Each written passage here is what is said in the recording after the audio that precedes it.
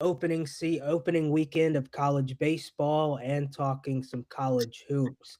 So we're gonna dive right into SEC baseball here, and I'll let Kevin get us started on some of his thoughts from the weekend. Yeah, so again, SEC baseball, strongest baseball conference in the nation, no question. A lot of good teams. We're going to go down each person's top 16, and like we said the other day, the middle of that pack is a very strong group. 6 through 12 is very strong. But some interesting things to me this weekend. I would say number one, Texas A&M's lineup. They're very deep. They hit the ball very well. And you mentioned this the other day, but I thought one of the things that really helped their lineup was two freshmen, Nico Perdido and Boston Kellner on the left side. Um, them playing and playing well really allows them to play their bats where they need them and also give them defense. Playing Hakopian at second base gives them another bat at a position that sometimes struggles to hit. Their outfield, I mean, Caden Sorrell's nobody's going to hit the ball harder than he does, and he did. And Wesley Jordan was really good this weekend, and Grahovic is, he's a really good player. So when I look at them, I really like their hitting lineup. Their pitching's got to progress a little bit, but everyday lineup, I would say Texas A&M and M and then Tennessee. I like their lineup. Tennessee really crushed the ball this weekend too. The one thing I would say with Tennessee is their pitching was right there with them. They threw their three starters, Blanco, Coons, and Mack, and those guys all threw strikes and went 6, 7 innings, or 6+ innings, I guess. And so Tennessee is legit on both sides. Auburn was a team that I would have not predicted how they won their three games. I would have predicted them to sweep, but I would have predicted the bats to carry them. And it was kind of the completely opposite. Game one and game two, their pitching carried them, and they won low-scoring games. They pitched like 17 innings, their starters, and only had one walk. They really pounded the strike zone, like .76 balls to strikes. So Auburn's pitching is probably going to be a little better than we thought. Again, a very good team. And then, we talked about it the other night, but Oklahoma's the surprise team to me. They hit the ball and they pitched it well. Mercurius and Cam Johnson were really good. And then on day three, their starter went a couple innings. They brought their bullpen in and they shut TCU down and held them to 2 runs. And Gamble hit the ball well.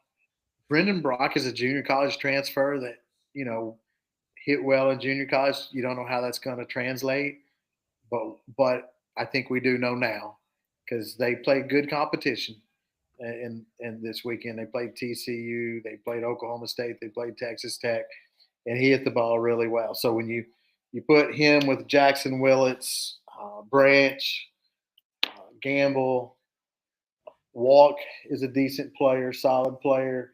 Oklahoma's got a good team, and they're better than last year, in my opinion. Last year their lineup was okay, their pitching was pretty good.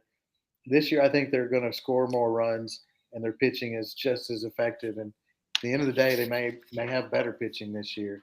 So kudos to them. A couple more teams, just kind of some interesting points. I thought Arkansas was an interesting watch this weekend. They're 3-1, but they very easily could be 2-2 with how they've played. Pitching was solid, good team, good defense up the middle. What you expect out of Arkansas. The one thing you didn't expect though is their hitting was kind of suspect. They did hit the ball at times. Helfrich hit 2 home runs, but they struck out 40 plus times in their first 3 games.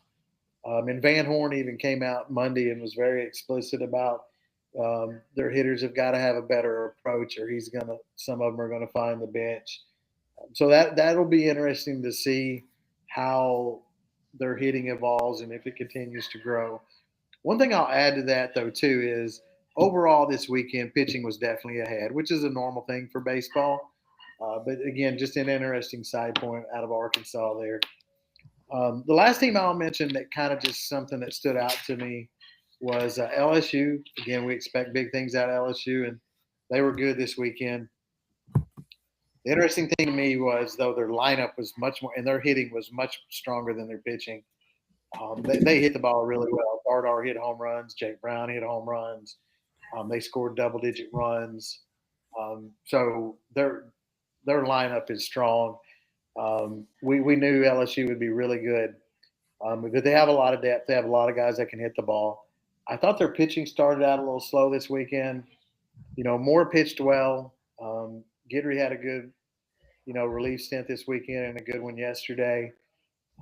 Evans struggled a little bit, and Schmidt was kind of up and down. Um, Paz out of the bullpen gave up a couple runs. So I don't doubt their pitching. I don't doubt LSU at all from the mound.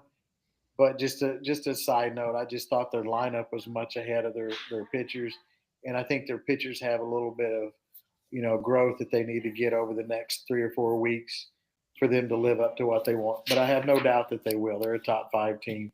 But those were just some quick observations to me this weekend, kind of from an SEC baseball standpoint. What's your thoughts, D Mac? Yeah, few things from the weekend. I get to see Vanderbilt, Arkansas, and Oklahoma all play this weekend in Globe Life. I know we talked a little bit Sunday, but my biggest surprise is this Oklahoma team, without a doubt, in the SEC. And I don't even want to use surprise because we knew they had talent. We just weren't sure how quick pitching would click if they did. And their bats have exceeded my expectations through 1 week. Winning by 10 runs on Sunday against a really good TCU team was very impressive. Cam Johnson and Mercurius combined for, I think, 23 punch outs. So phenomenal weekend from them. The freshman Rager, I think I said his last name right. Yeah, Cord Rager. He was really good too against a really good TCU team as a freshman too. Went 5 innings, struck out 8, 1 earned run, gave up only 2 hits in that time as well. So, pitching was really good. When you look at teams like Oklahoma, Tennessee, Texas, I know I'm leaving somebody out, maybe a couple teams, but Tennessee pitched really well this weekend. Texas has a ton of guys that they can use to beat anybody. So Texas is going to be really good. Their bats were solid. I do believe that Texas A&M and Missouri put up monster numbers from a batting perspective. I think the bats are going to come along for just about everybody in the SEC. And then I've got to talk about Missouri putting up 34 runs on Sunday. I want to look back before our episode on Thursday. I'll have this number for everybody, but I want to see how long it took Missouri to score 34 runs last year total, because I know they didn't do that opening weekend. Might have Really, taken a month. yeah, that's what I was thinking. A couple of the stars, Chase Wyota was really good with 8 RBIs that day, and I believe that Tyler Macon also had 8 RBIs. He had 6 at bats, 6 hits, and he also walked twice. So he had a 1,000 on base percentage. He had a double in that game. So, they hit 3 home runs as a team, hit one, two, three, four or five doubles, couple triples. They had 26 hits on the day. Which is not something you see much from anybody. But this game was one that had to go the full 10 innings or 9 innings. I mean, there was no run rule after 7, but they had a 13 run 3rd inning. That's truly astonishing that, you know, regardless of the competition level, to score 13 runs in an inning, 34 in a game is definitely impressive. A few. I'm gonna give a pitcher of the week, and I'm gonna give a player of the week. So, Caden Sorrell, you guys might agree as well, but he's going to be my player of the week. Phenomenal week for A&M last weekend. And then I'm going to go Mercarius from Oklahoma. I get to see him pitch live. His stuff was really good all day on Saturday. So he's my pitcher of the week this past weekend as well. What about you, Sweets? Any thoughts on baseball? Yeah, I'll start by talking about hitting overall. The teams that we expected to to lead the conference. I'm just looking at some of the stats for the weekend. Texas A&M hit 429 as a team. Mizzou hit 383. LSU hit 376. Um, you know, uh, LSU 10 bombs, A&M 8. The amount of runs being scored and stuff. Really insane. Lots of talent out there. The SEC is just, I mean, just an incredible baseball conference this year. Usually is. For individual stats, you talking about player of the week? I was going to go with a Texas A&M teammate, Wesley Jordan, who hit 778 for the weekend. That's what you do in slow pitch softballs. You hit 778. You don't hit 778 in baseball. So, two bombs, two doubles. Not a bad way to start your season for the kid. My pitcher of the week, I kind of have to go with Volantis. Hope I said that right, from Texas. He went seven, I believe it was 7 innings, a one-hit ball. Coming off a freshman of the year season, this kid just deals. And I hope he's draft eligible after this year, so he can just move on to the bigs, and we don't have to see him in the future. But yeah, lots of good baseball. I mean, and it's just the beginning. We're really excited for a good season. Where we go next, Kev? D-Mac? Yeah, let's do our SEC rankings. So give me just a second. I'm going to get my baseball power rankings pulled up here. So I have Texas number 1, LSU number 2.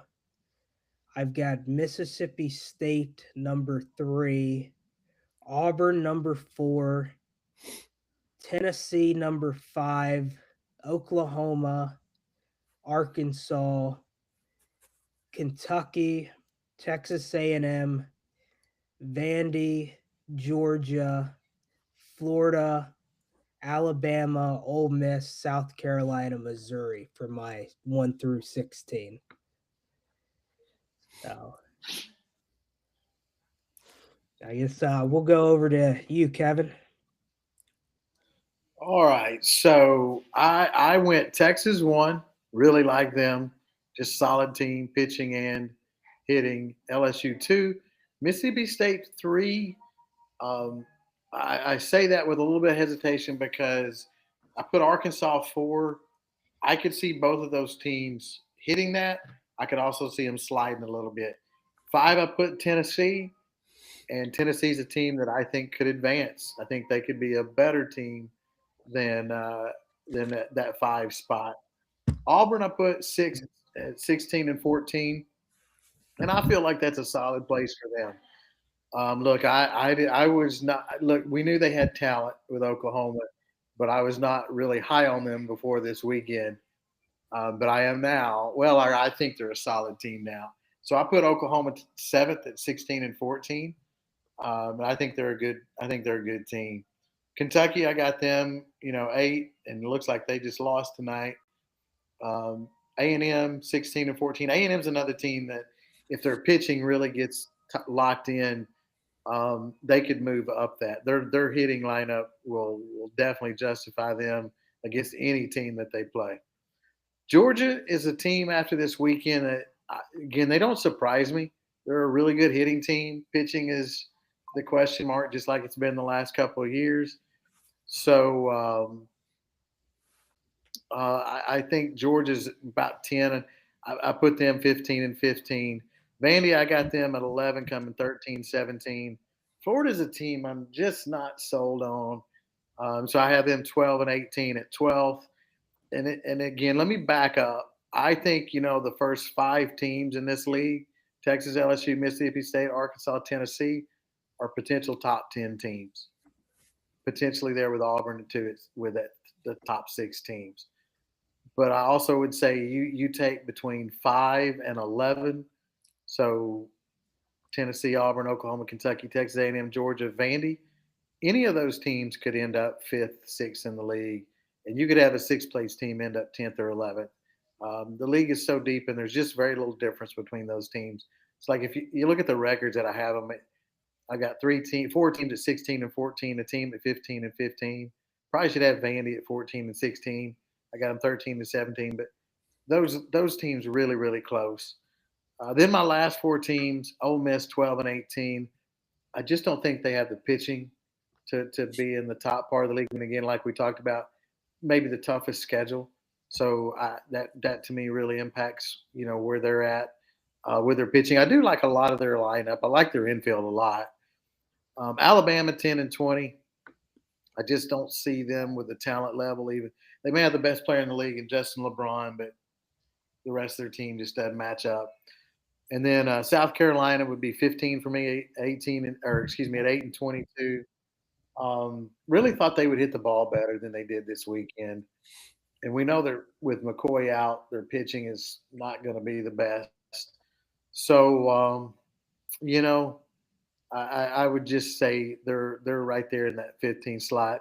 And you referenced Missouri. Does Missouri jump South Carolina? I'm sitting here thinking about maybe they should, but overall, I think that Missouri hit fest was a little bit of an anomaly. I do think Missouri has some decent players, but much like last year, I think they can hit the ball. I just don't think their pitching will get them a lot of wins once it gets in the SEC. So I still have Missouri last at 6 and 24. But I would also say I think at least 11, probably 12 teams make the NCAA tournament where I'm looking at it, and maybe Ole Miss. But again, that schedule's so tough. Who wants to roll next? Sweets, you got what you got? Yeah, so my SEC preseason prognostication. I mean this weekend, it's the first weekend I don't get overly excited about, who did what, or I don't, if a team played great, I don't say, oh, they're screwed for the year. Or if a team looked awful, I'm not, it's too early to get too excited for me one way or another. But what I've got for the SEC, I'll start from the bottom to the top. I've got Mizzou at 7 and 23. They just don't have the talent at the plate or on the bump to be much better than that. South Carolina's down there with them at 10 and 20. Again, just not a lot of talent there. This was obviously pre-weekend. Oklahoma looked great this weekend. I still had them at 11-19 in the SEC. Going back, we'll see how they do. I mean, they look fantastic this weekend, but we'll see how they look when they play LSU, Texas, and some of them SEC schools. I got Bama at 12 and 18. Just not sold on Alabama baseball this year. Now we get into the playoff hunt for me. These are the teams from the SEC that I think will be playing in regionals. Come May. I've got Texas A&M at 14 and 16. Don't ask me why. That's just where I put them. I've got Ole Miss at 15 and 15. They could be better. They could be worse. I got Kentucky at same 15-15. Vandy at 16 and 14. They had a rough weekend, but again, opening weekend, I'm not concerned. On the second week of February, how these baseball teams are doing. I got Georgia at 17-13. Georgia could end up better if their pitching can come around. Tennessee, same 17-13. Florida and Auburn, both at 18 and 12. Arkansas at 20 and 10, and that, according to Coach Van Horn over in Fayetteville, that might be a little high right now because he wasn't overly excited about his team's performance this weekend. But again, week one. At 3, I've got Miss State at 20 and 10 as well. Solid team. They're going to be there at the end of the year, and I got Texas and LSU both at 22 and 8. And I'm not sure how the SEC decides their tiebreakers. So if it's head to head, the winner of that series will be first, and the loser will be second. It'll be that. Again, looking forward to a lot of great ball, and we're going to see a lot of pitchers and hitters that we've never heard of before that step up over the coming, over the next 2-3 weeks. We have an SEC fantasy baseball league that the 3 of us participate in, and a lot of free agent acquisitions will be happening over the next few weeks with some guys that weren't as highly thought of before, making names for themselves early in the year. So just excited for baseball, and just looking forward to it. D-Mac? Yeah, so we all kind of differ on a few teams. I think the biggest movers, and I don't have all 3 lists in front of me right now, but Oklahoma varies a little bit on our list, and so does Florida. Um, Sweets, I like this though. I like that we're gonna be able to have some difference Yeah. in power rankings each week. Football seemed a little easier to predict weekly. Um, Overall throughout the course of the season. I think baseball will be a little more volatile. So I love that there's already some difference in all 3 of our week 1 power rankings. I'm high on Oklahoma. Had I just looked at box scores, I'll be honest, even with the 3 wins, I don't know if I'd be as high on them as I am after seeing that team and watching them warm up and stuff. I That's something else I paid attention to for all the teams at Globe Life. The Oklahoma team was the most in sync from a player relationship standpoint, how they interacted on the field. So, a lot of new guys too, a lot of JUCO guys that have come in. So to see what Skip Johnson's been able to do in a limited time and really bring that team together. Not to mention the transformation of Cam Johnson on the mound. That is, I don't like to use the word unbelievable, so I'm going to say it's a very drastic change. Um, so yeah, that's all I've got on the power rankings. Anything else to add, Kevin? No, again, to your point, I'm kind of surprised on Florida there with Sweets. But again, I like it too. We want to see some difference. Florida and Ole Miss, I guess, would be the surprises to me. Um, and then I'm like, again, one of the reasons that I like Oklahoma so much is, and again, we're not picking them to be in the top 4 of the league. Okay, we're just saying they're going to be in the top half. Was their pitching depth with 3 guys that pitched really well, with the freshman and with Johnson and with Mercurius. And then again, Brendan Brock, who to me showed that he's going to be one of the better players in this league at the plate. Because he hit a home run, he hit, 500-600 for the weekend. He also stole like 4 bases too. So he's just going to be a really good player to add to the depth of what they've got. And then I guess the one other thing I might add, I really think if you just look at the players in the SEC this year, I think the league is deeper on talent this year than it's been in a couple of years. When you look at Sorrell, you look at Grahovic, you look at Jordan, you can go across several teams. Trey Phelps at Georgia, Rembert at Auburn.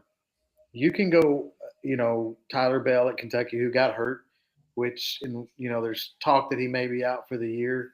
But you can just go down. Look, we mentioned LeBron already. Uh, Tyler Macon looked really good for Missouri. There's a lot of good, talented guys. I think the SEC, when it comes to first round baseball talent this year, is going to there's going to be a lot of these guys that get picked early. Grohovic and Sorrell are first round talent. Jake Brown, he might end up being a first round talent. The question is always, could he hit left handers? He's tearing up right handers right now. I think that's the thing to look at as we get into the next couple of weeks in the SEC is how many of these guys are going to be first round picks. Helfrich at Arkansas. There's a lot of teams that have guys that are likely first round picks. Sweets, any final thoughts on SEC baseball? I don't know if you guys had talked about it before I got on. Sorry, MacBook and me were not simpatico tonight. So I wrote my password down this time because when you get 55, you forget shit like your name and stuff like that. But no matter. We're here. The one thing I was very excited about was Gavin Guidry this weekend. I don't know if either of you guys mentioned that to begin the broadcast, but fantastic to see him come out and look the way he did. And looked like he was excited to be back out there and knew he had it going. So that was a lot of fun to see. And if he throws that well all year, LSU is going to be a tough out. They're going to be a tough out anyway, but with Guidry back and throwing that hammer, it's it's a thing of beauty. It's a thing of beauty. Yeah, Sweets, I wish you would have had this conversation with me yesterday, and I would have had him in my lineup this week.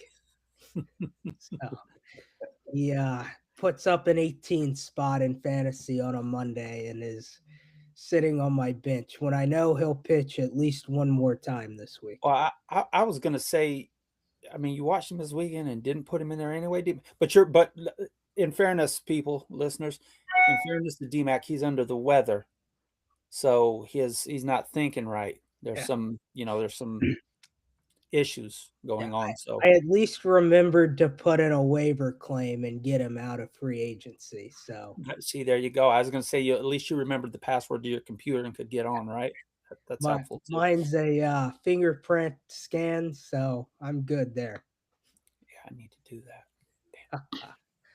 Well, that is a wrap for baseball. We're going to quickly shift over to college hoops, and we're going to call college hoops for the remainder of the season Kevin's Corner, because Kevin's going to be our point guy here. We're going to provide a little bit of feedback and help him, preview games. But this is Kevin's Corner here. So no pressure there. So again, to me, February, it's about playing for the seed for March Madness. And going back to last weekend, we had some teams win some games that can elevate them and where they're going to end up seeded in the tournament. So those are the games I want to talk about. I'll start Friday night. Wisconsin 20-point win over Michigan State. Game was at home for Wisconsin. To me, that knocks Michigan State down to 3 seed. Potential for if they get some more losses. Wisconsin, they're not ranked, but it's a big win, and we talked going into the weekend. They've won several games in late January and February, so I think Wisconsin's playing to get to that 4 to 5 seed line. So big win for them. Iowa State, big win over Kansas. Kansas has been playing well. Again, you go to Ames, Iowa. One of the toughest places to play in the country. If you ever get a chance to watch a basketball game at Ames, Iowa, Hilton Magic is real, and they're ranked 5th, and I do think there's an outside chance that they can get a 1 seed. Very well coached team.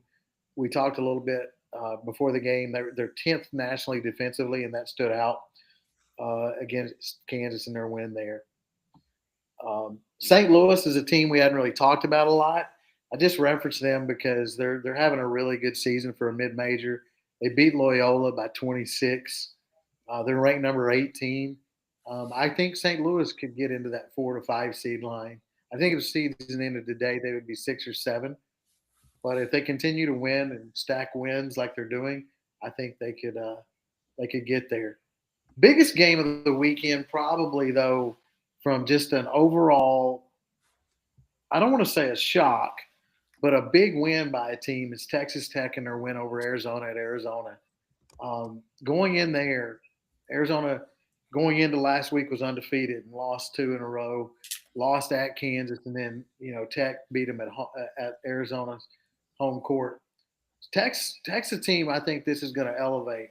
They're right at that 4 seed line. I think with this win that they're going to play themselves probably into a 3 seed, and they've played well. They've also they also have a win over Houston this year too. They made the Final Eight last year, the Elite Eight, and I think this Tech team is poised to do uh, good things in the tournament. We talked about Tobbins being the potential Big 12 Player of the Year, and I think he will be. I think he's a really good player, the best player in that league, in my opinion. And it's going to be interesting to me to see Tech, Houston, Arizona, potentially Kansas in that Big 12 conference tournament and how that plays out. Arizona, Houston playing for 1 seeds, and I think both of them right now will be, and I think they'll finish there.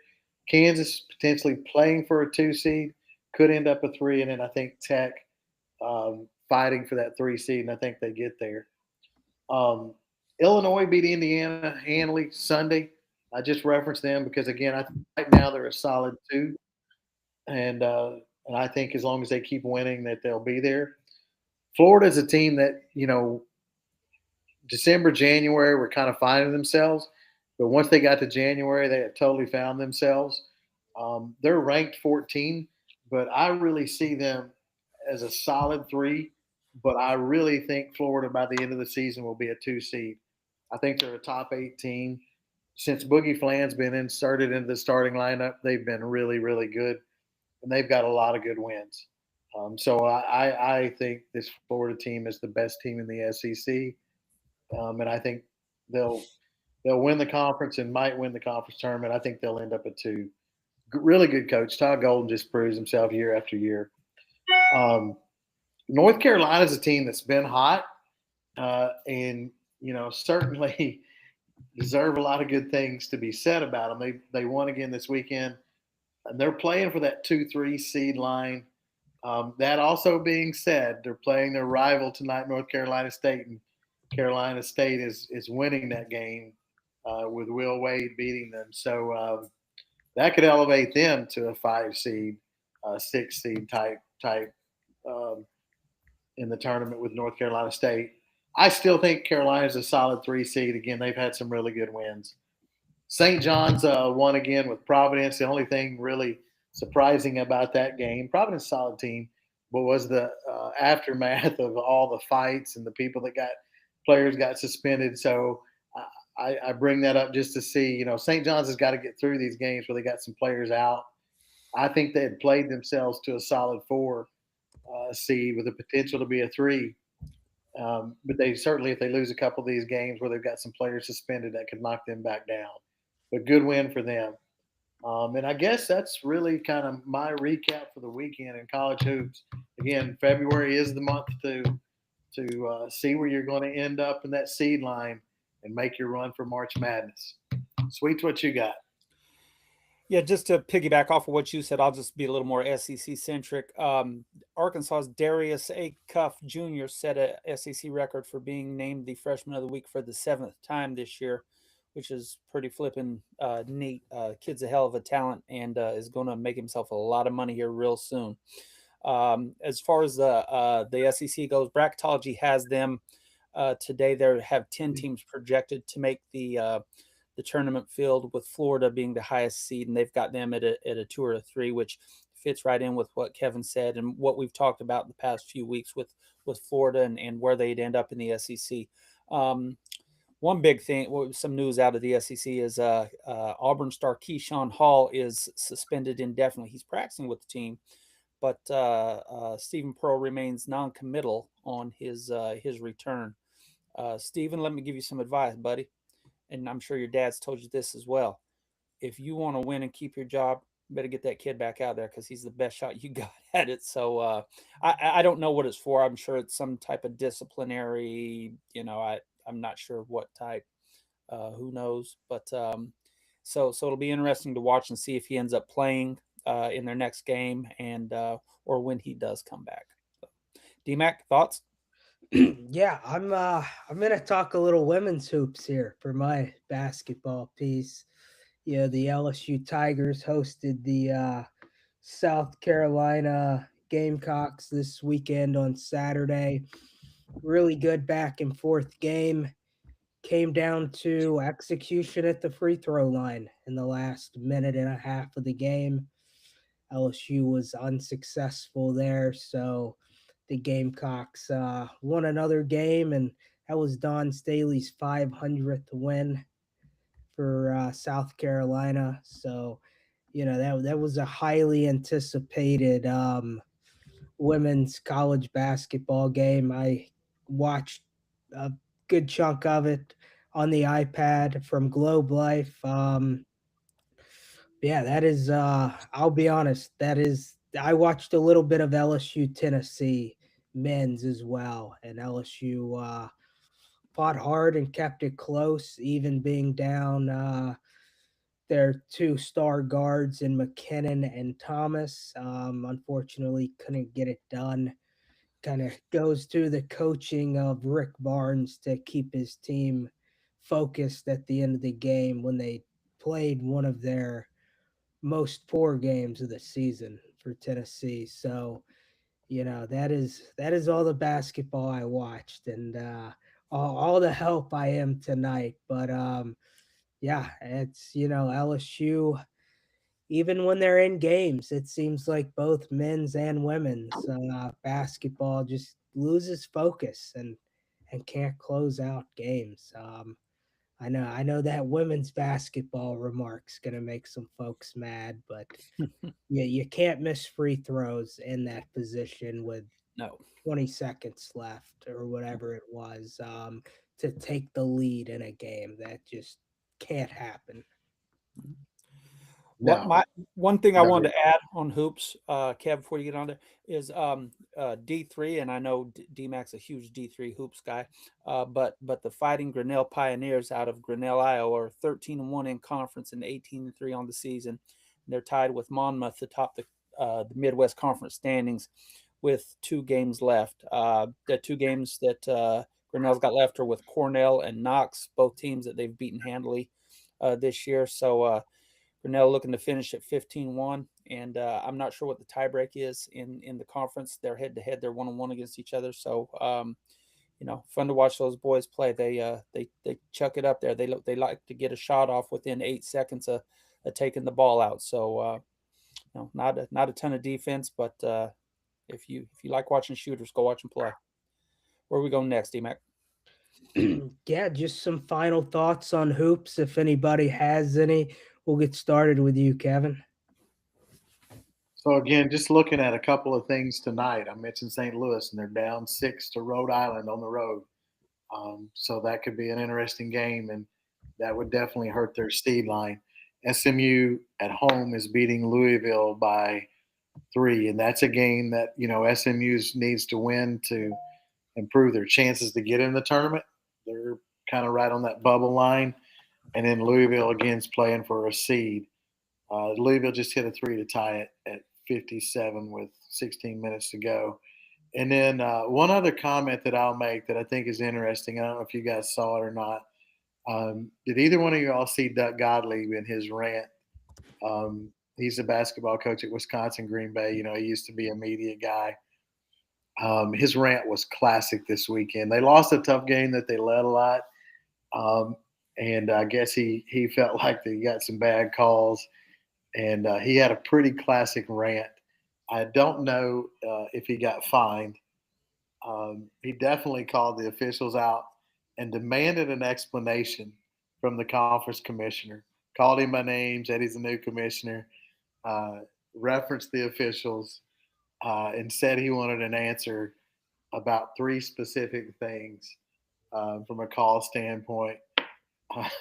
So he slammed the table. It was a great rant. If you hadn't seen it, go to YouTube and watch Doug Gottlieb's rant. I'm trying to see here. I don't see anything yet announced if he got any kind of suspension, but there's plenty of comments and the videos if you want to watch. There is one one article here written punishment coming for Doug Gottlieb after wild press conference rant. So, sometimes in the season, it is certainly good to see these coaches and they get in the moment and a tough loss and they have that rant and he had his. They were before their loss they were second, tied for second in the league. So it's a tough game. It was a home loss and against a team they should have beat, and again led most of the game. So I get where he's coming from. He's battling, to get his team into the conference tournament, highest seed, get a higher seed in the conference tournament, maybe do something and get an upset and maybe end up in the NCAA tournament. So, he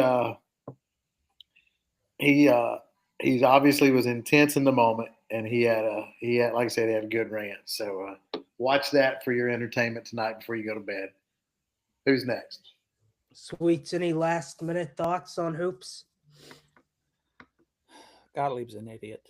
He was an idiot when he was an announcer. Who didn't was he the one that played at Notre Dame and got kicked off the team for stealing from teammates' lockers? Am I remembering that right? That's that. That is correct. The hell up, Doug. That is correct. He's always was it Brian Kelly slammed the table? Was it that? I'm mad with it. That was. I mean, did he? Yeah. Did he tell him? I would say privileged and spoiled, or no, but I'm telling you, he goes off on the officials and the commissioner and demanded an answer from the new commissioner, as he called him. His rant was a lot stronger than Kelly's, I'm telling you. And to your point, he's always been a pretty self-centered guy. Even that locker room incident, he tries to use that for to say that he had lessons. Had a really tough year last year. He said he's wanted to get into coaching for a long time, and he did. And then last year, when he's having a tough year, he came out against even his own fans and said he was going to keep receipts. And when he's winning in 2 or 3 years, he'll remember that. So it's not the first time that he's said something that is out there. So let's see, maybe in a couple of years he can collect those receipts that he is marking. I don't know. Most coaches in their first year, I don't think, or I think most schools give someone their first year in a tough situation. So I'm not sure that was necessary to say that keeping receipts. But again, that's kind of who he is. He likes attention. Definitely a shock jock. Well, hopefully he can turn it around and cash some of those receipts in. It didn't work for Kelly, but I guess it kind of did. He's made $100 million, so he didn't cash receipts, but he's cashing checks. That's right. I'll take checks over receipts any day. I'm with you. Like I said, we all, there ain't a one of us that think a lot of Brian Kelly as a coach or a person, but it'd be nice to be so bad at your job somebody paid you $56 million to leave. Yeah, I'm waiting on the day. Me too. Me too, brother. Well, that's going to be a wrap for Southern Sports Gumbo tonight. We will be live on Thursday with some baseball previews for the upcoming weekend, along with some basketball previews. And we may even drop an SEC basketball power ranking towards the end of the season this week. So that is going to be a wrap here. Remember to like, follow, subscribe, and we'll see you Thursday.